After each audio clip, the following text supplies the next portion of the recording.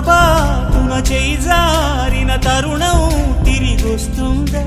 ప్రతి పూటొక పుటలా తన పాఠం వివరిస్తుందా?